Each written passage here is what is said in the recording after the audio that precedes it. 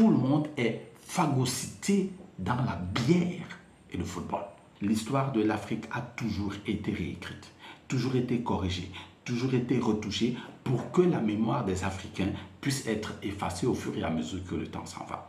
C'est la raison pour laquelle la commission mémoire a été établie. Comment est-ce qu'ils ont été traités? Salés en public, bannis, insultés, vilipendés, détruits. On a détruit ces personnes.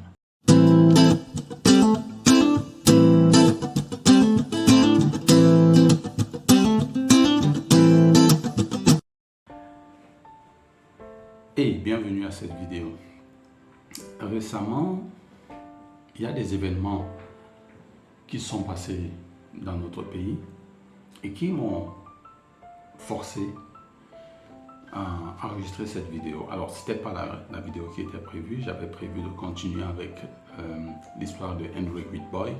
Mais ces événements m'ont fait repenser à quelque chose et j'ai voulu partager cela avec vous. En fait, il s'agit de ce qu'on a appelé la commission mémoire, une commission mixte entre le Cameroun et la France pour réécrire l'histoire du Cameroun, ou du moins pour écrire conjointement l'histoire du Cameroun entre les années 1940 et la fin des années 50, donc autour des années 60.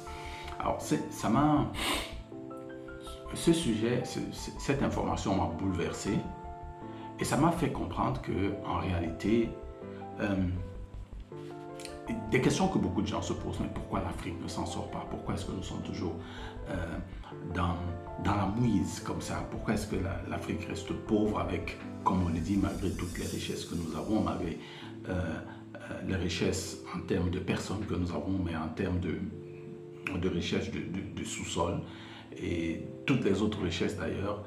Pourquoi est-ce que l'Afrique peine toujours à se développer? Mais la question la plus importante, comment est-ce que le sous-développement de l'Afrique est orchestré?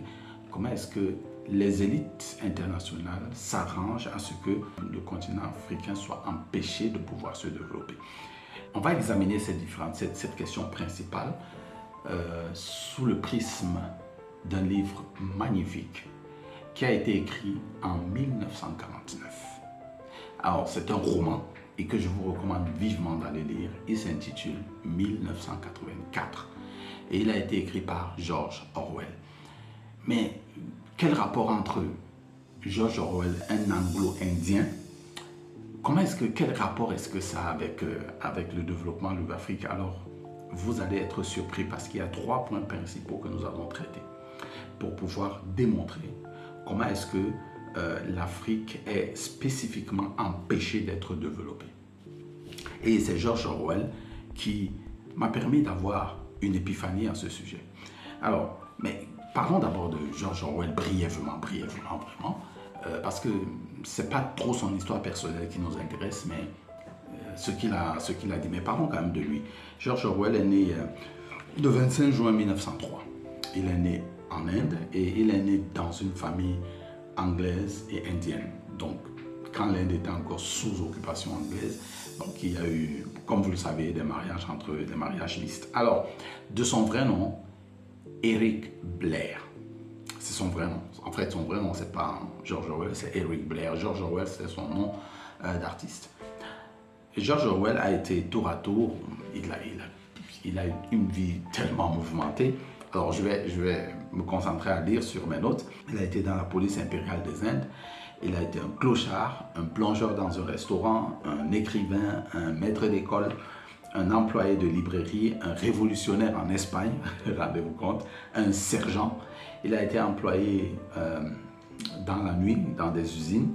Et il a été speaker à la BBC, il a été le directeur de l'hebdomadaire The Tribune, il a été envoyé spécial de The Observer. Et il est mort le 21 janvier 1958, tuberculose. Il n'avait que 47 ans. Alors, quels sont les éléments qui, dans le livre de George Orwell, nous permettent de comprendre comment, ou bien ce qui est fait pour que l'Afrique ne soit jamais développée? Commençons par le premier élément. Ce premier élément, c'est George Orwell, quand il ouvre son livre, il ouvre son livre sur un certain personnage qui s'appelle Winston. Alors Winston travaille dans le ministère de la vérité et particulièrement dans la commission des archives. Ce que nous allons faire, c'est que je vais partager avec vous mon écran et on va lire quelques extraits de ce que George Orwell nous dévoile dans le travail de ce fameux Winston. À la page 47, comme il est dit là, vous lisez ici, Times du 17 mars 1984, discours mal reporté, Afrique rectifié. Times du 19 décembre 1983, prévision de 3 à 4e trimestre 83, erreur typo vérifiée, numéro de ce jour. Le Times du 14 février 1984, mini plein chocolat mal coté, rectifié. Times du 3 décembre 1983, report ordre du jour bébé très mauvais. Ref, 1 personne, réécrire entier, soumettre au en déclassement. Alors, voilà le travail que Winston devait faire. Il y avait des numéros, des articles précis, de numéros de journaux, de livres. Lui, particulièrement, c'était des journaux qu'il fallait rectifier. C'est-à-dire la date était passée. Il y avait un certain nombre d'éléments qui n'étaient pas cohérents avec ce qui avait été écrit. Son travail, c'était de réécrire l'histoire, de falsifier la mémoire. Et il devait le réécrire, lui, spécifiquement pour les journaux, le Times en particulier. Mais l'information qui nous intéresse, à la page 49, la voici ici, il dit à partir de la page 48, que se passait-il dans le labyrinthe où conduisaient les pneumatiques? Parce qu'il avait une salle, dès qu'il finissait de trier l'information, les journaux originaux, il les balançait dans un pneumatique qui les emmenait quelque part. Winston ne le savait pas en détail, mais il en connaissait les grandes lignes. Lorsque toutes les corrections qui étaient nécessaires d'apporter à un numéro spécial du Times avaient été rassemblées et collectionnées, le numéro était réimprimé. La copie originale était détruite et remplacée dans la collection par la copie corrigée. Voilà le travail de Winston. Corriger l'histoire qui a été écrite dans les journaux, dans les quotidiens. Mais George Orwell continue en disant ceci, au paragraphe suivant. Il dit: ce processus de continuelle retouche était appliqué non seulement aux journaux, mais aux livres, périodiques, pamphlets, affiches, prospectus, films, enregistrements sonores, caricatures, photographies. Il était impliqué à tous les genres imaginables de littérature et de documentation qui pouvaient comporter quelque signification politique ou idéologique. Jour par jour et presque minute par minute, le passé était mis à jour. On pouvait ainsi prouver, avec documents à l'appui, que les prédictions faites par le parti s'étaient trouvées vérifiées. Aucune opinion, aucune information ne restait consignée qui aurait pu se trouver en conflit avec les besoins du moment. L'histoire tout entière était un palimpseste. Alors, un palimpseste, on va regarder ce que c'est tout à l'heure, gratté et réécrit aussi souvent que c'était nécessaire. Le changement effectué, il n'aurait été possible en aucun cas de prouver qu'il y a eu falsification. Alors, c'est quoi un palimpseste? On va faire comme on a fait dans la vidéo dernière. On va regarder le terme palimpseste. Et je l'avais déjà tapé ici. Palimpseste, il s'agit d'un parchemin manuscrit sur lequel un nouveau texte a été écrit après effacement du texte primitif. Et que dit l'étymologie du mot? Emprunt au latin classis palimpsestos, parchemin qui a été gratté pour réutilisation. Donc, dans 1984, l'histoire est réécrite continuellement, réécrite pour que le parti n'ait pas tort. Et c'est exactement ce qui se passe avec l'Afrique. L'histoire de l'Afrique a toujours été réécrite, toujours été corrigée, toujours été retouchée pour que la mémoire des Africains puisse être effacée au fur et à mesure que le temps s'en va. C'est la raison pour laquelle la commission mémoire a été établie pour que la vraie histoire des atrocités subies, des génocides qui ont été commis, des meurtres qui ont été perpétrés ne puisse pas remonter à la mémoire de la communauté africaine et donc qu'elle puisse, à cause de cette mémoire vivante, se réveiller et se révolter contre ce qui a été fait pour l'Afrique. Et c'est l'une des raisons, la falsification de l'histoire, qui fait que l'Afrique peine à décoller. La mémoire des Africains est effacée continuellement. Il suffit de regarder comment est-ce que l'histoire est faite, par exemple. Regardez Walt Disney. Walt Disney, par exemple, c'est un exemple qui me vient en tête. Walt Disney, quand il décrive la vie des Indiens dans les films, est-ce que vous pensez, vous imaginez vraiment que c'est comme ça que les Indiens ont vécu, ou bien les Indiens étaient tellement heureux d'avoir été massacrés? On ne vous parle même pas du massacre des Indiens dans les films de Walt Disney. Et c'est comme ça partout. L'histoire est toujours réécrite, que ce soit dans les livres, que ce soit dans les émissions de télévision, que ce soit partout où vous posez vos yeux, l'histoire de l'Afrique est falsifiée, elle est rectifiée, elle est corrigée jour après jour. Vous ne connaissez pas l'histoire des héros, vous ne connaissez pas l'histoire des résistances des pays africains, du continent africain, des peuples africains contre la colonisation, vous ne la connaissez pas. Parce que si vous la connaissiez, ou bien si les Africains la connaissaient, si l'ensemble de nous tous, nous avions une mémoire à long terme, sur 300, 400, 500 ans auparavant, des atrocités que nous avons commises, eh bien, nous pourrons être une force remarquable. D'ailleurs, vous n'avez pas regardé comment se comportent les Juifs, à cause du fait qu'on n'a pas pu effacer leur histoire. Et d'ailleurs, pour ceux qui ont regardé la célèbre série comme moi, Game of Thrones, vous vous rappelez que les marcheurs blancs avaient pour objectif de capturer la corneille à trois yeux, qui était la garante de l'histoire du peuple des hommes. Donc, ils voulaient capturer cette histoire, cette corneille à trois yeux, pour que le peuple des hommes ne puisse plus se rappeler de leur histoire, et que, à travers cette histoire, cette absorption de l'histoire, cette disparition de l'histoire du peuple, qui ne sache plus exactement qui il est, et donc accélérer la destruction de ce peuple. Capturer l'histoire, falsifier l'histoire, modifier l'histoire a pour but de détruire un peuple. Et c'est exactement une des méthodes qu'ils utilisent pour empêcher l'Afrique de se développer, falsifier son histoire. Et ça, c'était le premier point.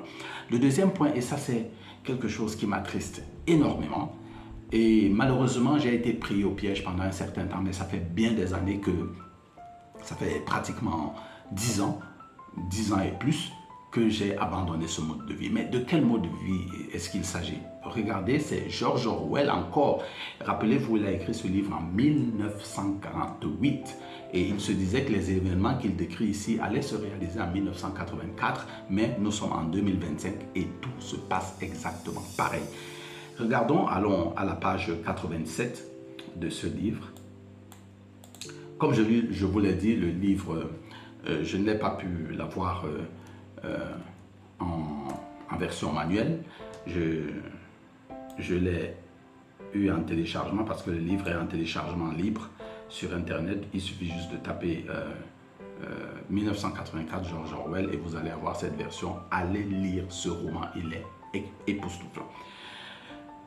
Qu'est-ce qu'il est dit à la page 87? Écoutez attentivement. Le parti enseignait que les prolétaires étaient des inférieurs naturels, qui devaient être tenus en état de dépendance comme les animaux par l'application de quelques règles simples. En réalité, on savait peu de choses des prolétaires. Il n'était pas nécessaire d'en savoir beaucoup. Aussi longtemps qu'ils continueraient à travailler, à engendrer, leurs autres activités seraient sans importance. Laissés à eux-mêmes, comme le bétail lâché dans les plaines d'Argentine, ils étaient revenus à un style de vie qui leur paraissait naturel selon une sorte de canon ancestral. Ils naissaient, ils poussaient dans la rue, ils allaient au travail à partir de 12 ans. Ils travaillaient une brève période de beauté florissante et de désir, ils se mariaient à 20 ans, étaient en pleine maturité à 30 et mouraient pour la plupart à 60 ans. Le travail physique épuisant, le souci de la maison et des enfants, les querelles mesquines entre voisins, les films, le football, la bière et surtout le jeu formaient tout leur horizon et comblaient leurs esprits. Les garder sous contrôle n'était pas difficile. Quelques agents de la police de la pensée circulaient constamment parmi eux, répandaient de fausses rumeurs, notaient et éliminaient les quelques individus qui étaient susceptibles de devenir dangereux. On n'essayait pourtant pas de les endoctriner avec l'idéologie du parti.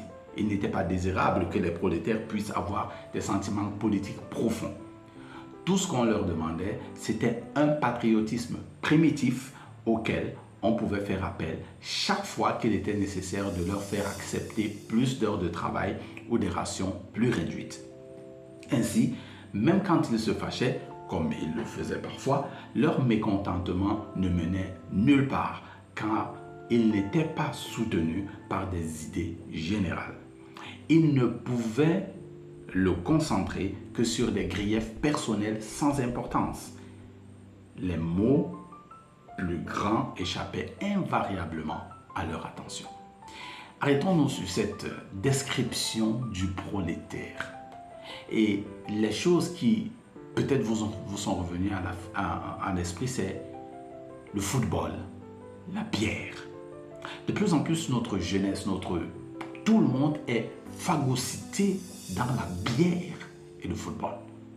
Mais pourquoi? Parce que ça crée une source de distraction. Je vous prends un exemple. Regardez simplement, c'est-à-dire que pour faire un calcul simple, le nombre de maisons, je vais parler du Cameroun, qui ont une antenne Canal+. Comptez simplement. Et la plupart de ces maisons ont cette antenne Canal+. Pourquoi? Petite pause. Savez-vous que vous pouvez réussir à parler anglais en 12 mois ou moins? Vous avez déjà pris toutes sortes de cours en présentiel sur Internet pour réussir à parler effectivement anglais, mais vous n'y êtes pas encore arrivé. Et cela fait peut-être des années que vous essayez. Cela est tout à fait possible aujourd'hui de pouvoir parler anglais en 12 mois ou moins, grâce à un système efficace qui vous permet de réussir à parler effectivement l'anglais facilement et rapidement. Vous voulez un nouvel emploi ou briguer un nouveau poste, ou voulez-vous voyager ou vous préparez votre voyage, vous voulez réussir votre test de langage parce que vous voulez vous déplacer dans un pays qui parle anglais, mais aussi vous voulez parler effectivement l'anglais une fois que vous serez dans ce pays, ou voulez-vous compléter votre cursus académique et l'anglais est indispensable pour que vous puissiez y arriver. Grâce à notre système premium, vous pouvez réussir à parler effectivement anglais en 12 mois ou moins. Beaucoup de nos apprenants ont réussi à parler entre 7 et 9 mois et vous pourrez certainement faire pareil. Pour avoir accès à toutes les informations liées à ce système qui vous permet de parler effectivement anglais en 12 mois ou moins, toutes les informations sont en description. Pour regarder le football. Et on donne comme ça des milliards et des milliards de dollars ou d'euros à un peuple ou bien à une nation qui a déjà pour objectif de nous assujettir et donc nous lui donnons la permission, nous lui payons pour qu'il puisse nous abrutir à travers le football, la bière. Parce que lui, c'est entré dans les gènes de tous les jeunes. Quand le football, la Champions League, l'Europa League, ou je ne sais pas tout ça, se met à vibrer, on ne pense plus, on ne réfléchit plus. Et voilà la deuxième méthode qu'ils utilisent pour empêcher le continent de se développer. Voilà la deuxième raison pour laquelle l'Afrique peine à se développer. Parce que tout le monde est distrait. Et on donne de l'argent à ces puissances qui ont la possibilité d'agir sur l'histoire, de falsifier l'histoire, simplement en payant un petit 5 000 francs CFA, cette monnaie papier, mais 5 000 francs CFA quand même au trésor français pour qu'ils aient encore la possibilité de nous abrutir plus. Voyez-vous l'arnaque? Voyez-vous le point focal ici? Nous sommes des prolétaires qui ne sont là que pour la bière, le football et les jeux. 1xBet, quel magnifique succès de 1xBet dans nos pays. Dernièrement, des rapports alarmants, des milliards et des milliards de francs que les jeunes mettent dans les jeux. Mais ça a été construit à dessein. C'est conçu pour que nous puissions ralentir notre désir de développement. C'est conçu pour ralentir, pour freiner le développement de l'Afrique. Mais ce n'est pas seulement ça qu'ils utilisent. En dernier ressort, vous avez vu tout à l'heure, dans le récit de George Orwell, il disait que parmi eux, il y a quand même des gens de la police de la pensée pour pouvoir réprimer les personnes qui étaient susceptibles d'être dangereuses. Alors, comment se passe cette répression? Toujours avec l'histoire de Winston, nous allons passer à la troisième façon d'empêcher l'Afrique de se développer, à la troisième façon de montrer, de comprendre pourquoi l'Afrique peine à se développer. Et cette troisième façon, c'est George Orwell qui continue à nous la révéler à travers l'histoire de Winston. Mais cette fois-ci, ce n'est pas de Winston que nous allons parler, mais c'est lui qui sera toujours l'acteur. Allons très rapidement à la page 284. Alors, toujours, on va rentrer sur mon ordinateur. 284, page 284. Super. Alors, voilà la page 284. Ici, Winston a été capturé parce qu'il avait utilisé sa pensée. Parce que, je vous assure, lisez ce livre, c'est magnifique. Il avait réussi à utiliser sa pensée et émettre des avis qui étaient contraires aux idéaux du parti. Mais dans son lieu de travail, il y avait un monsieur qui s'appelait un certain Parsons. Et ce Parsons était quelqu'un de haut gradé dans le parti. Et donc, c'est quelqu'un qui avait tous les apparats du parti. C'était quelqu'un de noble, c'était quelqu'un d'important, c'était quelqu'un un peu comme les endocolons que vous voyez aujourd'hui dans notre société, en plein dans le Cameroun, qui, pour un oui ou pour un non, peuvent décider de votre vie. Il avait cette stature-là, cette prestance-là dans le parti qui gérait les affaires. Alors finalement, lui aussi, il se fait capturer. En fait, quand vous vous faites capturer, vous êtes desservi au ministère de l'Amour. Alors attention, c'est impressionnant. Le ministère de l'Amour avait pour objectif de vous faire respecter les lois. Et on appelait ça le ministère de l'Amour, pas le ministère de la Répression. Attention, ça peut vous faire réfléchir. Mais ça s'appelait le ministère de l'Amour. Alors, ils sont capturés les deux. Et Winston, qui avait été assommé, il se réveille et il voit M. Parsons. M. Parsons, une ponte du régime. Et il lui demande, mais pourquoi êtes-vous ici? Demanda Winston. Crime par la pensée, répondit Parsons, presque en pleurnichant. Et Parsons qui continue, vous ne pensez pas qu'on va me fusiller, vieux? On ne fusille pas quelqu'un qui n'a pas réellement fait quelque chose, seulement des idées qu'on ne peut empêcher de venir. En fait, Parsons a eu des idées qui lui sont venues, malgré qu'il était dans le régime. Il a senti qu'il y a des choses qui n'allaient pas. Mais ces idées, il les réprimait, il les réprimait à l'intérieur de lui-même. Parce qu'il était une ponte du régime, il ne fallait pas qu'il extériorise ses connaissances. Mais ce qui est intéressant, c'est la suite. Écoutez, Winston lui demande, êtes-vous coupable? Et lui dit, bien sûr je suis coupable, cria Parsons avec un coup d'œil servile au télécran. Parce qu'il y avait un télécran là qui les surveillait. Toutes les choses qu'il disait, et qu'il pensait et qu'il faisait étaient enregistrées. Vous ne pensez pas que le parti arrêterait un innocent, n'est-ce pas? Donc, c'est-à-dire que Parsons, ici, tellement il avait été lobotomisé, qu'il savait qu'il était coupable d'avoir eu une pensée critique. Et c'était obvious pour lui qu'il était coupable. C'est la raison pour laquelle, comme le parti a toujours raison, il a été capturé. Et il a été mené au ministère de l'Amour. Et il continue d'expliquer, le crime par la pensée, c'est une terrible chose, vieux, dit-il sentencieusement. Il est insidieux. Il s'empare de vous sans que vous le sachiez. Savez-vous comment il s'est emparé de moi? Écoutez, c'est là où c'est extrêmement intéressant. Dans mon sommeil. Oui, c'est un fait. J'étais là à me surmener, à essayer à faire mon bon boulot, sans savoir que j'avais dans l'esprit un mauvais levain. Et je me suis mis à en parler en dormant. Savez-vous ce qu'ils m'ont entendu dire? Alors en fait, même dans sa chambre, il était télésurveillé. Right? Nous sommes télésurveillés par les différents écrans que nous avons, par les différentes choses que nous avons. Mais là, je ne vais pas entrer dans ce détail. Continuons. Qu'est-ce qu'il disait dans son sommeil, cette ponte du régime, ce Parsons? Il disait « Abba Big Brothers ». Alors, Big Brother, c'est c'est l'œil, en fait, qui surveillait toute la population de la zone. Oui, j'ai dit cela. Et je l'ai répété maintes et maintes fois, paraît-il, entre nous. Je suis content qu'il m'ait pris avant que ça n'aille plus loin. Savez-vous ce que je leur dirai quand je serai devant le tribunal? Merci, vais-je dire. Merci de m'avoir sauvé avant qu'il ne soit trop tard. Voyez comment quelqu'un s'est assujetti lui-même, c'est-à-dire qu'il s'est assujetti volontairement à la répression ou bien à la lobotomisation.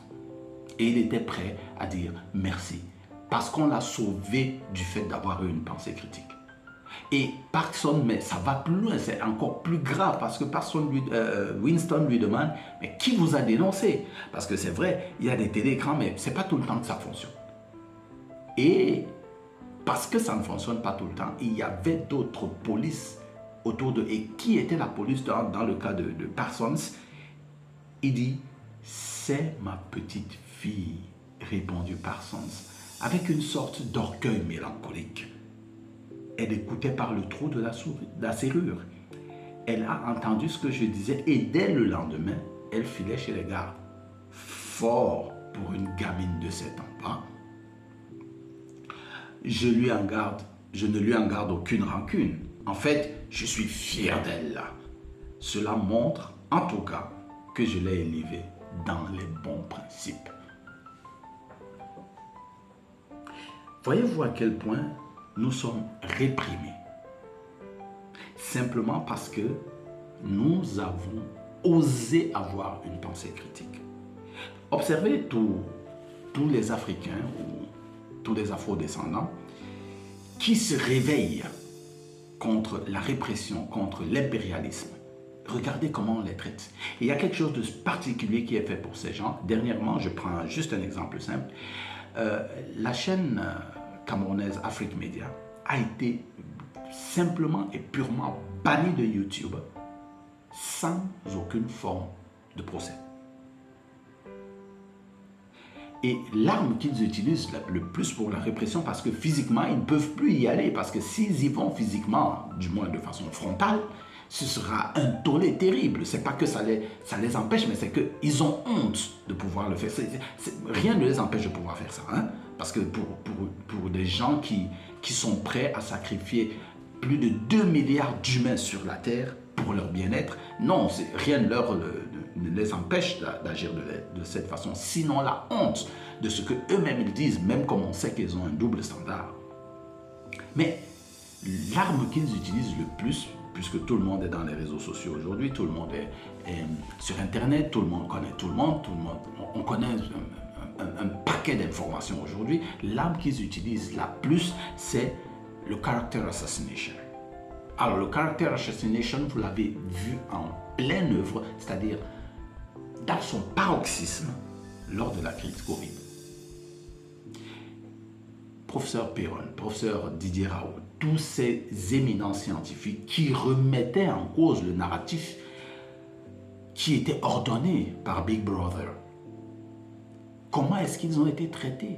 Salis en public, bannis, insultés, vilipendés, détruits. On a détruit ces personnes.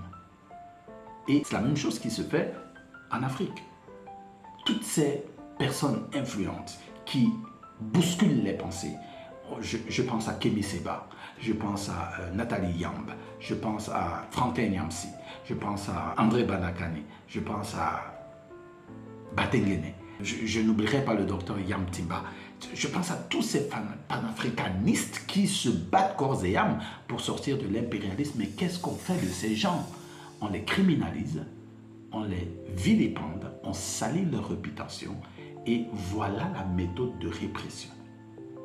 Donc voilà la troisième méthode qui fait qu'ils empêchent l'Afrique de se développer. Donc, en conclusion, nous avons vu 3 choses. La falsification de l'histoire, la bière, le football et les jeux. Et enfin, la répression, le character assassination.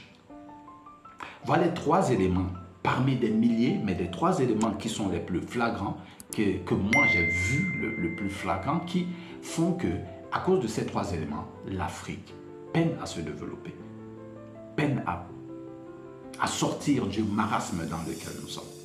Alors, comment résoudre ce point?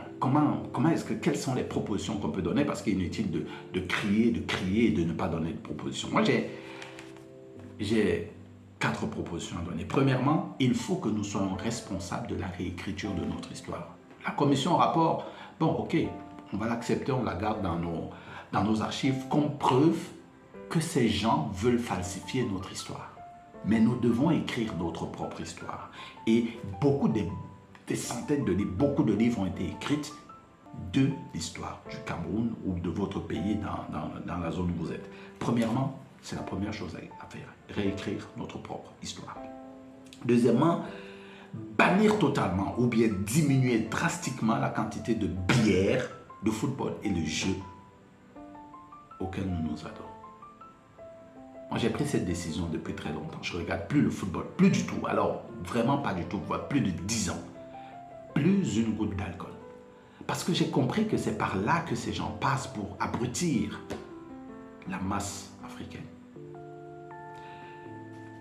Troisième chose, nous devons, à cause du caractère assassination qui existe, nous devons faire nos propres chaînes, je ne sais pas, de télé, des chaînes alternatives où nous pouvons nous abreuver, nous pouvons prendre de l'information. Parce que s'abreuver simplement auprès de leur chaîne d'information, mais ça continue à nous abrutir. Pourquoi est-ce que je mettrais 5 000 francs à aller payer un Canal Plus Horizon alors que c'est ce même gars qui est en train de me pourrir l'esprit et pourrir l'avenir de mes enfants? Alors j'ai décidé que je ne ferai plus, il ne verrait plus un seul de mes radis. Mais si chacun d'entre nous prenait cette décision, le groupe Bolloré tomberait. Beaucoup plus vite d'ailleurs. Donc voilà une chose, créer nos propres chaînes ou bien se nourrir dans des chaînes alternatives. Mais la chose la plus importante, que je trouve la chose vraiment celle que nous devrions absolument utiliser, c'est nous éduquer individuellement. Notre éducation est de notre responsabilité. Si nous ne nous éduquons pas, eh bien l'Afrique est complètement perdue. Et malheureusement, beaucoup d'entre nous, les Africains, ne nous éduquons pas. Nous ne lisons pas de livres. Allez télécharger ce livre. Il est gratuit. Sur Internet, lisez ce livre et voyez comment l'histoire de l'Afrique est en train d'être manipulée sous vos yeux. Sous nos yeux à nous tous. Nous devons prendre la responsabilité de nous éduquer, que ce soit financièrement, que ce soit dans l'histoire, que ce soit de quelque façon que ce soit. Nous avons la responsabilité de nous éduquer et d'éduquer nos enfants pour que l'Afrique puisse un jour se développer. Parce que de toutes les façons, fatalement, ça arrivera. Mais si la situation continue telle qu'elle est aujourd'hui, nous sommes dans la mouise. Voilà ce que j'avais à partager avec vous dans cette vidéo. J'espère en commentaire que vous me donnerez vos avis, vos commentaires et vous discuterez, vous partagerez encore d'autres éléments qui permettraient, qui selon vous font que l'Afrique n'est pas en train de se développer. Et il y a certainement beaucoup de points, mais voilà ce que j'ai retenu. Et bien sûr, comme je le dis toujours, n'oubliez jamais, soyez différents. Rendez-vous à la prochaine vidéo.